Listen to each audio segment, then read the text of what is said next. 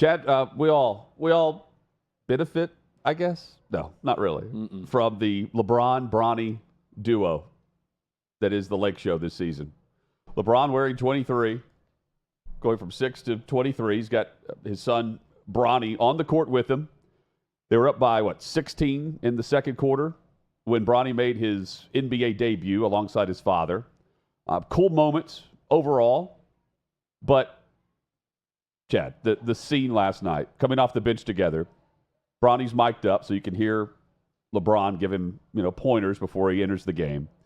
And they've got the pregame photos with Griffey Sr. and Griffey Jr.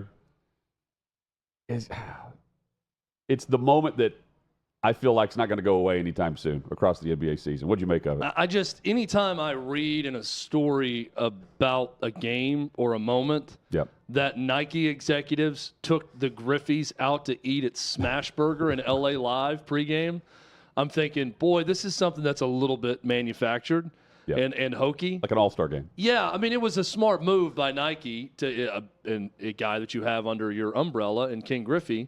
But to get the Griffies there for that moment and to have the photo op is very cool.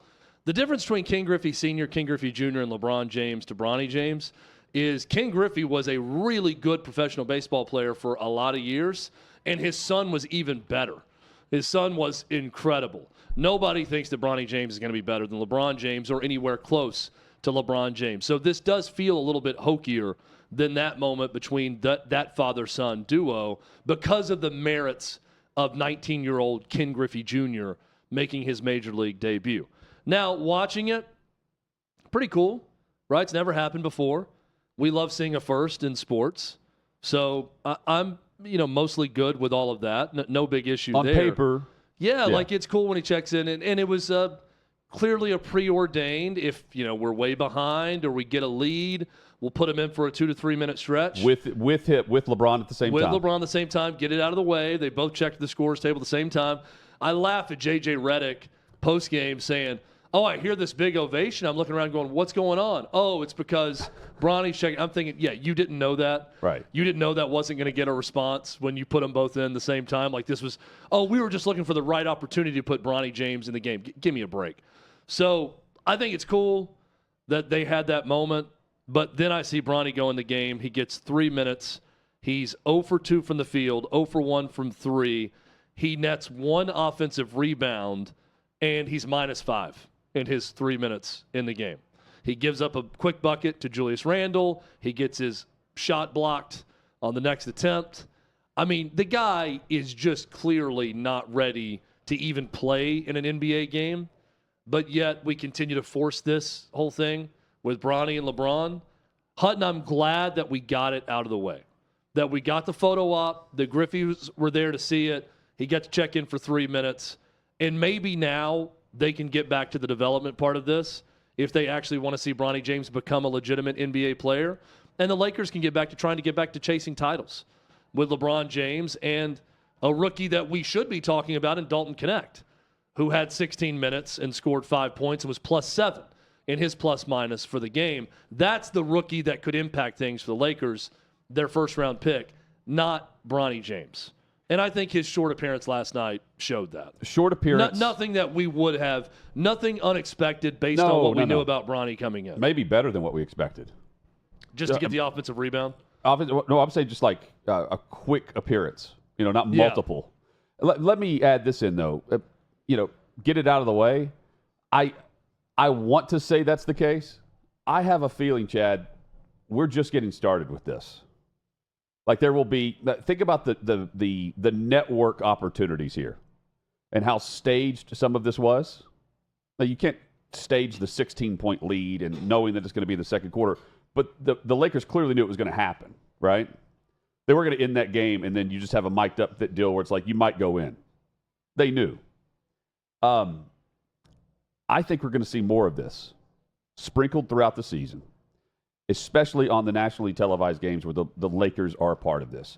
For instance, they've got a game coming up against the Cavs, LeBron's old team. You don't think Bronny may take the floor against his former team, his dad's former team? I think that will be a moment to get him in the game. They have a TNT matchup coming up like a month, less than a month from now against the Suns. Again, you want Bronny or LeBron mic'd up, that's the opportunity to do so. And then later in the year, if the Lakers are not in the playoff talk, get ready for more Bronny James moments. I think we'll actually see more than what I expected. And it's all just made for TV in a spot where, I mean, if you're another player on that team, what are you thinking? You know, it was all cool during camp, but the spotlight's going to be on the father-son duo, and that's pretty much it. Yeah, and I'm looking at the other players who the DNPs did not play. Yes, the inactives. Maxwell Lewis, Cam Reddish, Jake Hood-Schifino did not play coach's decisions. And the rest of the minutes, I mean, LeBron was by far the lowest at 3, and then it goes up to Christie with 11, Vincent with 17, Hayes with 15, Dalton Knecht with 16. Maybe you're right, Hud. Maybe the plan is let's get him in for 2 to 5 minutes every game. Not every game with LeBron. I think it's. You think just TV games? I think it's the network games where it's clear that the spotlight will be on them with the big audience, and you have to have the moment like last night too. If the game's tight in the second half, let's be honest here too, when the season kicks off after Christmas, maybe we don't see him as much, but for right now, yeah, I mean, if it's a 16-point lead the second quarter, that's the perfect moment to see that happen every time. If you pay for a ticket and go to a game in Cleveland or Memphis or wherever, and the Lakers are in town, it would be advantageous to see Bronny James and say, oh, I saw Bronny and LeBron play together. That is something you'll remember for a while, whether it's 2 minutes, 5 minutes, 15 minutes. I can see how that's cool for people in the building. I think there is a law of diminishing returns on watching this from a TV perspective. I also think you're stunning the kid's growth because what he needs is to be playing. Doubt.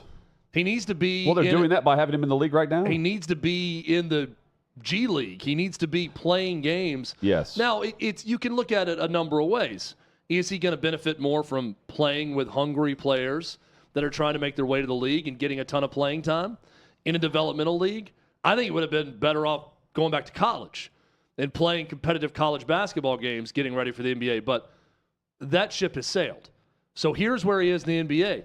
Is it more advantageous to play in games in a developmental league or ride the team charter and go and stay in the hotels and play 2 minutes a game and not really be any factor, but you're practicing with the Lakers and you're around pros at that level?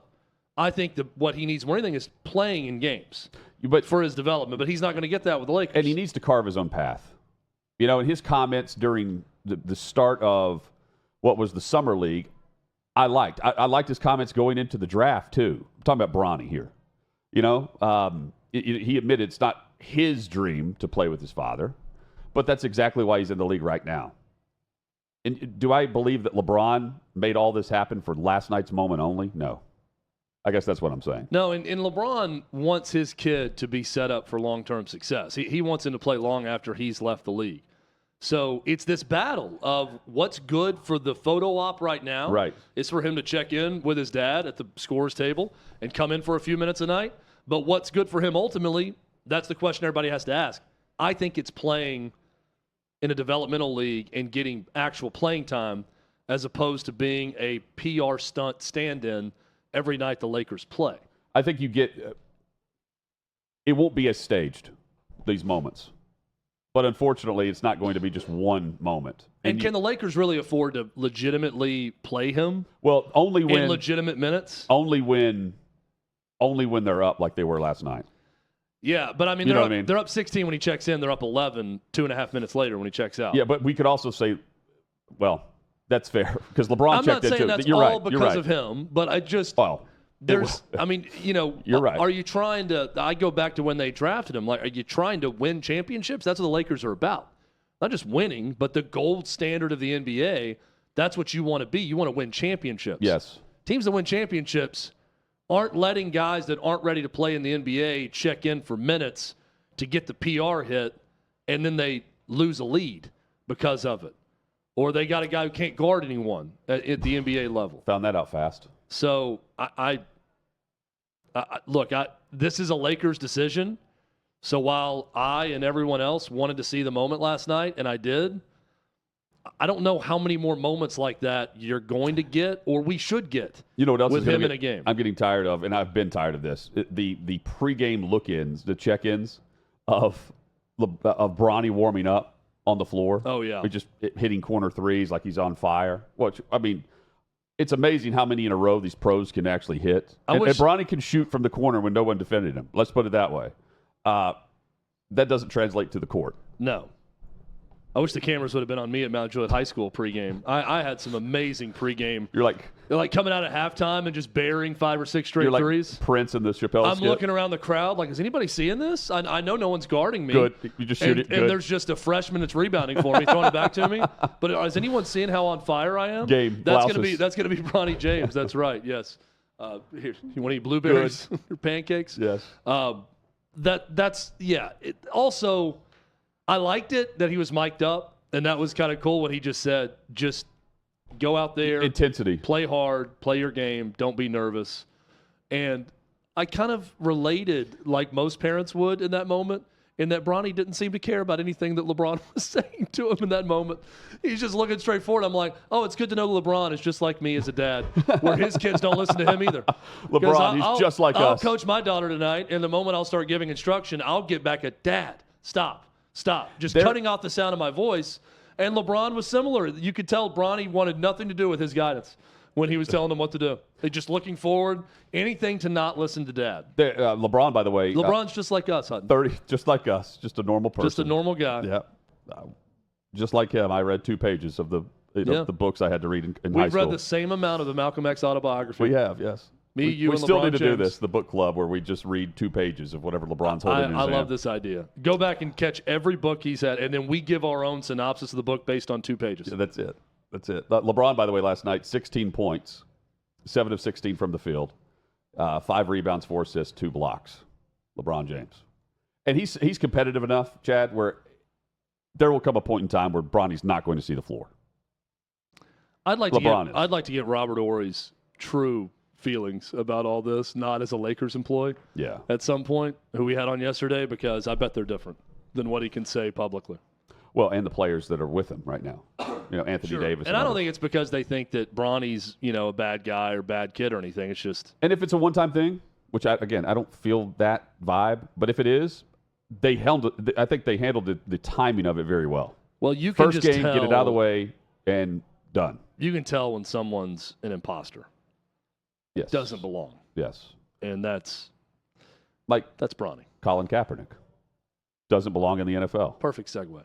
And he says he doesn't belong sitting in front of a television watching the NFL. Not going to support the league. That's what he claims. He hasn't watched a game in 8 years. He's at the Wall Street Journal Tech Conference because he has a startup tech company, Lumi, that he's a part of.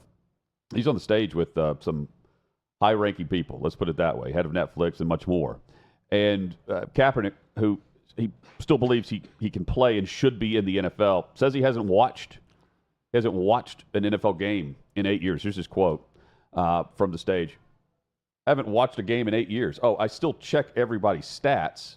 It's also informs who my agent reaches out to, but I still check the stats. I see what's going on.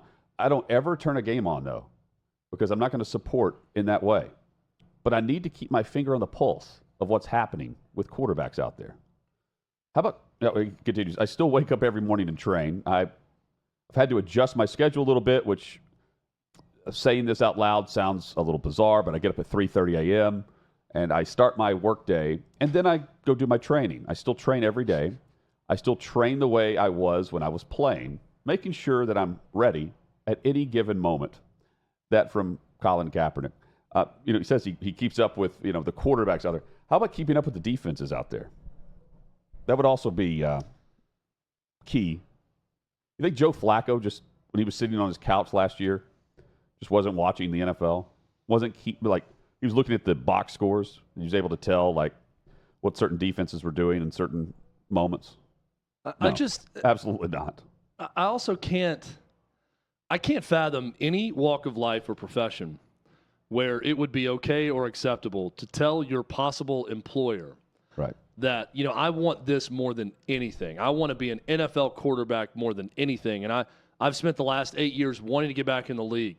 Oh, well, have you watched the product or watched games going on? No, I haven't watched a second of it in 8 years. I don't want to support it. I don't want to support your league. But please hire me.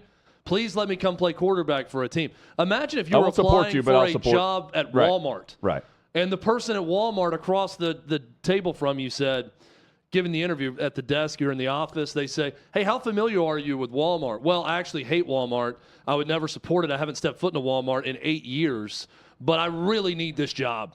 And I really think you should hire me for this high-up position as an executive at Walmart because while I don't know what's going on at Walmart because I haven't been in 8 years, I'm the person that can help your organization get better. This I know. That's what Colin Kaepernick is telling the world. I don't shop at when Walmart. He tells everyone, I haven't watched football in 8 years. Chad, this is great. I don't shop at Walmart, but I keep up with the everyday low prices. Is what he's saying. Yeah.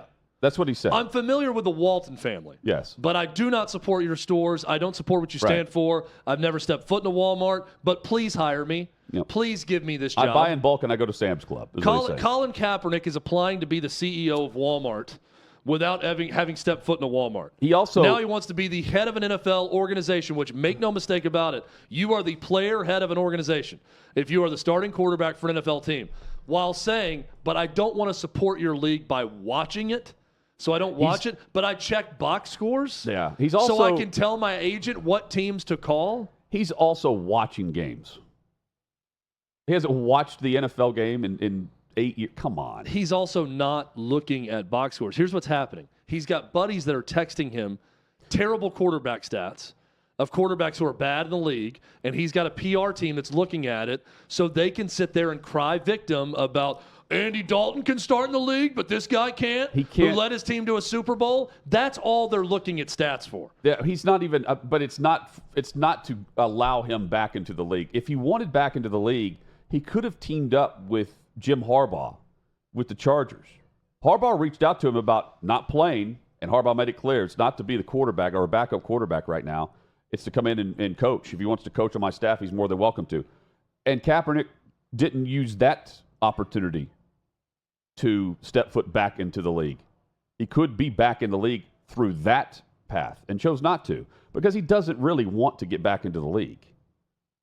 He just wants to continue to be in the spotlight by talking about the league. He also, he can't cry victim exactly if he says he don't want to play quarterback. So for him to say, I wake up every morning at 3 a.m. and work out, and I want to play quarterback in the league, and this big bad wolf of a league won't let me do it, so they're racist. That's his meal ticket. That's how he's going to make money.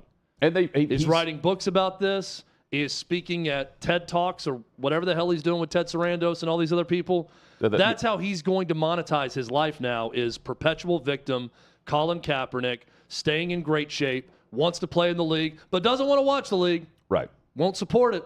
Won't support it that way by watching it. He's on with Ted Sarandos from Netflix. Joseph Gordon-Levitt. Hans Zimmer was on stage with him. And Joseph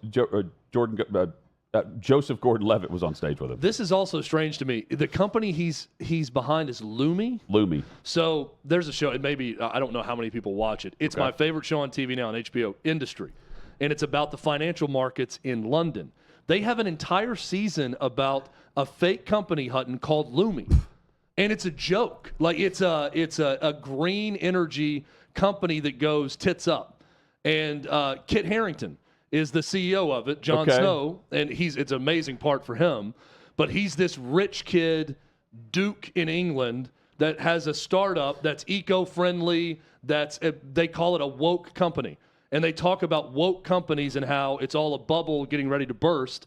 And the whole pivot of the season is shorting Lumi that this guy had. And I'm like, this is the same company name based on, I know it's not based off of it, and I don't know how popular their show is, but when I saw that he's behind Lumi, I thought to myself, having watched Industry Season 3, this tracks. This tracks for Colin Kaepernick. Lumi Global. It's spelled different on the show. It's Loomi, I think. There's and a this lot one's of companies named Lumi, Lumi, by the way. But, I mean, it's a whole fictional company called Lumi that's going to be green energy for everyone, but they actually have no clue what they're doing or how to do it. One is tailored monthly outfits that highlight each woman's distinctive style. Okay. Lumi Global is leading end-to-end platform globally, facilitating in-room, hybrid, and virtual meetings for world's largest corporations. And Lumi Juice, self-explanatory. It's organic, cold-pressed juices. Of course it is. Wellness shots. And then there's Lumi, the best Japanese restaurant in San Diego. Okay. Out of those companies, I'd be more apt to try the Japanese restaurant. Okay, yeah. Of all of them. Did you know that Kaepernick said that it was not true that his former coach, Jim Harbaugh, reached out about him being a part of the coaching staff? Well, did someone with Jim Harbaugh reach out? Is this semantics? Los Angeles Chargers coach Jim Harbaugh, this is from page 6, the article here that had the quotes from Kaepernick. He said in a recent interview with USA Today that he contacted Kaepernick. He contacted Kaepernick to explore the possibility of the former NFL star joining his coaching staff. Kaepernick went on the Tonight Show and told Fallon, quote, "It's not true," and that he added that he only learned about the situation when he looked on social media. Okay, so Harbaugh's lying now about... Why is he on the Today Show or Tonight Show also? What's going on? Yeah. Is Colin Kaepernick, it's a news thing again? I don't... He told Fallon, no interest in coaching. I need the adrenaline rush of playing and being in it. Okay. That's great. Yeah. I feel the same way. His I'd coach, love to get that same adrenaline rush. It's the NFL coach where he went to a Super Bowl with Harbaugh. Yeah, I need that adrenaline rush too. Yeah. Please give me a job as a play. quarterback. Oh, you know what he wants to do? I'm not interested in being your marketing director of an NFL team. I will play quarterback for you. The next controversy that he only will stir up is to be quarterback of the U.S. flag football team in the Olympics. Him and his marketing team. And, the flag football champion guy. Yes. There you go. But who was it that... I actually kind of want to see it. Like, I would like to see him be the quarterback of the U.S. flag football team and just watch him fall flat on his face doing it so that everybody can see, this is why NFL teams weren't ready to sign him. Yeah. Oh, you mean you weren't working out at 3 a.m. every morning to get ready for an NFL team? Yeah, now we all see it. You weren't training. Like, whatever the hell that was in Paris with our 3-on-3 team. They were just terrible. Jimmer Fredette and that whole crew. That's what I would expect with a Colin Kaepernick quarterback U.S. flag football team. How different is that game? It's different. But not to be like that. I mean, basketball is still the American. It's an American sport. What are some of the 3-on-3 teams in Ice Cube's league? That's what we should just take the All-Stars. The Big Three? Yeah, we just take the All-Stars from the Big Three. Remember the movie Above the Rim? Maybe we can get those guys. That was 2-on-2, I think. They played in Above the Rim. Was it the Ghosts or White Men Can't Jump was 2-on-2. They had the 2-on-2 tournaments. 2-on-2 would be fun. I'd be all for that in the Olympics.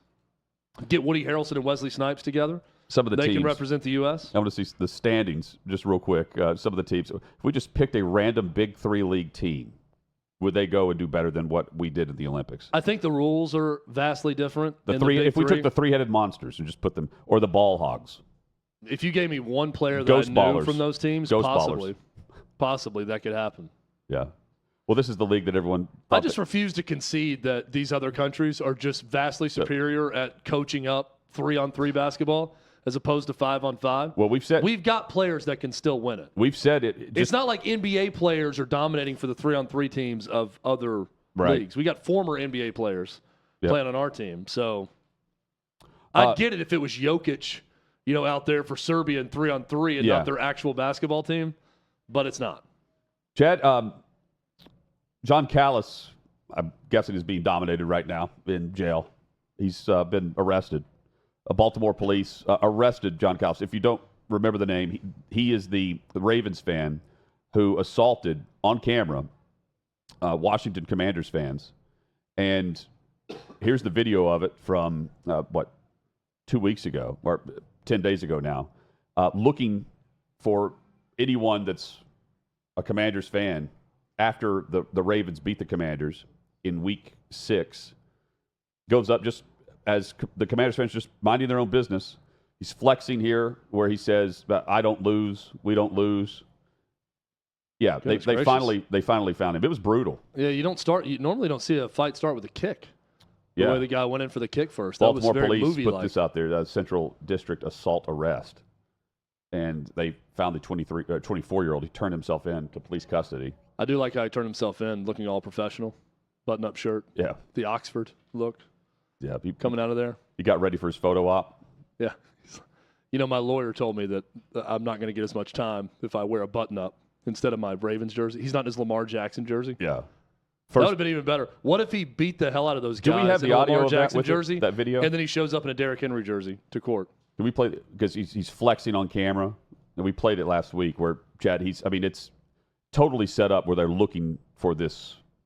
They're looking for the chance to have this guy go up and, act a fool and beat someone's ass. Now, hopefully, he's, on the other end of it. He's losing. This guy's Says he doesn't lose, but he's losing. He's also looks way older than 24. When I saw agree. him, Yeah. He's really lived a hell of a life. He faces up to 25 years. Good.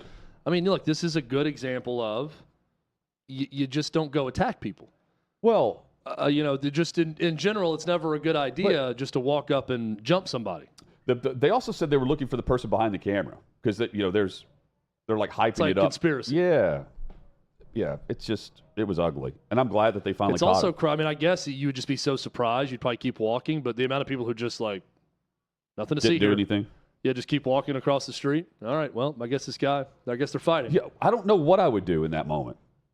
If you and I are just randomly walking down the sidewalk and that happened. Yeah, I don't either.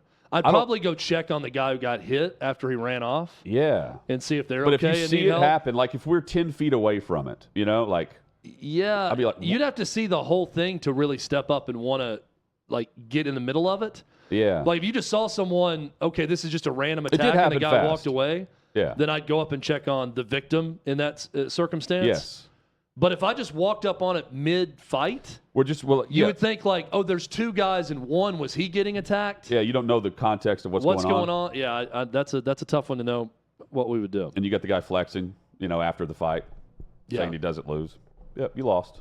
I'm sure all the internet tough guys out there know exactly what they would have done. They'd have pulled a knife on him. Lost his job before he flashed a lost weapon his at freedom. him or done whatever. No doubt. Just beat the hell out of him and his friend, just one on two. Yes.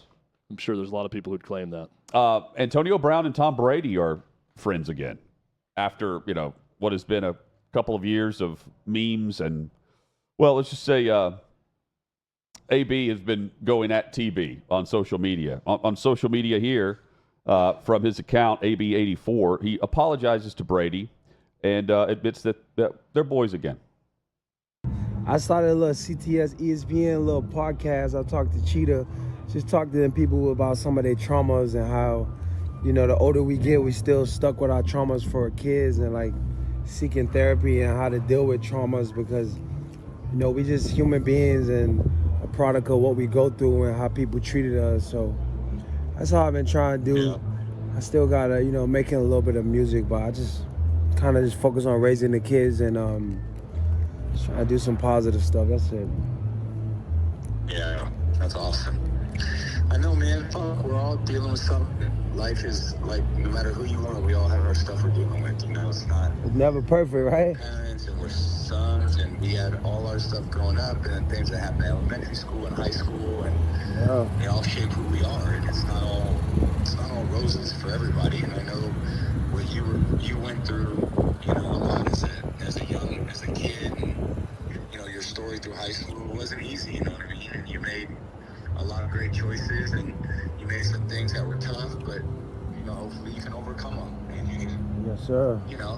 Everyone wants to see. I just wanted you to succeed, man. I hope you always know that. I always wanted to see you succeed. That's all. Man, you helped me succeed, man. You came and got me in the dirt, champ. Helped me be a championship, man. Be a part of greatness. Witness you be just so great as a leader, man, as a person. So I never took any of those things for granted, man. You always special to me. No matter the emotions I tried to portray, man, I only got respect for you and everything you did for me, man. So I always, I couldn't live on without, just letting you know as a man, what I'm saying? I got nothing but the utmost respect for you and just asking for your forgiveness, man. That's it. Yeah, thank you. I appreciate it. Look, what's happened in the past is in the past. So, whatever. And hopefully I get to see you at some point and give you a hug. Man, I love to see you, man. Just whenever you got time, whenever you free, champ, just let me know. One call away, sure. man. Yeah, same here. You know that. So there he is with the call with Brady. Brady handled it, I think, the way anyone would if AB calls you because he's such a wild card. He's apologizing there.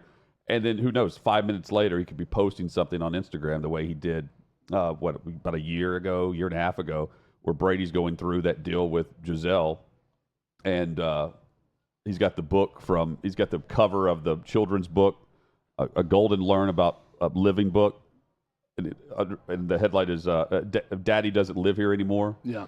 And it's got AB inside the living room looking out the window with Brady leaving the home and the wife and kid on the front porch, like looking at Dad leaving while AB's inside. I mean, it's, again, this saga isn't over. It's an incredible hero turn here by AB, is what I'm seeing. The coverage of Antonio Brown, like he's this just reformed mastermind, motivational guy. Like, I love following that guy on social media as much as anyone, just for the sheer comedy. But the dude ain't right. Well, also, he just posted a private conversation between him and Tom Brady. Now, Brady comes across very well in it. Oh, it'd be like, so it's fine because ultimately, can't wait to see you sometime. It makes Tom Brady look really good that he just took his, hey, no problem. What's in the past. So it does make Brady look good, but that's not an interview. That's like cars honking in the background. Clearly, Brady is just on a phone in a conversation with him. Yes. And Antonio Brown's recording it. I don't think Tom Brady knew he was recording it. Yeah, you're right. Here's the cover, by the way. He's putting this on his social. I mean, Daddy doesn't live here anymore. I mean, again, like there was like speculation that Antonio Brown had been with Giselle and he leaned into it. Like it was just odd, man. And he's taking his jersey off, leaving the field. He's awarding Cracker of the Day to the entire audience at a Trump rally. Yes, he was. You don't know which AB's waking up every day. Yeah. The one that's going to apologize but then post the conversation on social media, or the one who's going to send out his awards. A lot of traumas. That's what I heard in that call. Plenty. But I mean, that was a recorded call that, to me, pretty clearly, Tom Brady didn't know these were being recorded. Again, comes across great, so it doesn't harm him. Can't wait to see you. Give you a hug. But yeah, AB, America's hero. From AB to D-Hop, DeAndre Hopkins traded from the Titans to the Kansas City Chiefs. Chiefs need wide receiver help. They got one of the best going. Huge catch radius. Watch him go there and just ball out. It wasn't being used with the Titans. Titans having a fire sale. He is going to make huge plays. Yes. He is going to make huge playoff plays for the Chiefs. Mark my word. Yep. No doubt. And you've got... Am I crazy to think the Titans couldn't have gotten a little bit more than that? Than going from a fifth to a fourth? I don't think so. That's what they essentially I don't think so because of, you got Cooper Kupp. You have Mike Williams. There are other receivers that were potentially available. It's the right thing to do for the Titans is to have a fire sale right now. At 1 and 5. And get as many picks as possible. Get as much as you can right now for the future because this team is going nowhere. Yeah. I mean, and Hopkins even if you're going to keep him and you're trying to develop Will Levis, which that party's over, it's not like you're throwing the football anyway. Right. Each week now, it is a race to see who's going to get the number one pick. And the teams in that race, Panthers, quite a few, Titans, Browns, Giants, Patriots. Giants are there. Yeah, but they got 2 wins. I'm going those right now. I'm lumping those 1-win teams all into the same group. I agree with John McClain. I think the Panthers are probably the worst of those teams. Bryce Young back. I think the other ones, the Titans in the second half against the Bills, look like the worst team in the NFL. I agree with you. They couldn't do a thing. Mason Rudolph, by the way, will be starting for the Titans this week against Detroit. Have you seen a guy's injury get worse in the bye week the way it did, allegedly, with Will Levis? No, they said he got better. Then he started. Oh, he came back and started. Then he got hurt there. And they said it just made the shoulder more sore. It was the soreness, the AC sprain. Yeah, he's just missing the 2 toughest games on the road, Buffalo and Detroit. Their game back home after the Detroit matchup is New England. Maybe you'll see Will Levis back for that. Throwing downfield. You want to lose. What right? an absolute mess. Yeah, total mess. Chiefs get a lot better. Who should the Titans take with at quarterback in the top 5? Top 3, maybe number 1. You know who fits their offense? Cam Ward? Shador. Fits this offense very well. I'm willing to hear this out. I mean, just the style of what they do in Cincinnati. I'm ready to see anything else. Will Dion allow that to happen? As someone in the city of Nashville, I'm ready to see literally anything else. Hutton, I said earlier this week, I've seen Trevor Siemian start games in NFL. I'd rather see him right now in the Titans uniform than these 2 guys. Battle for number 1's on. Yeah, let's see it. Officially going into week 8.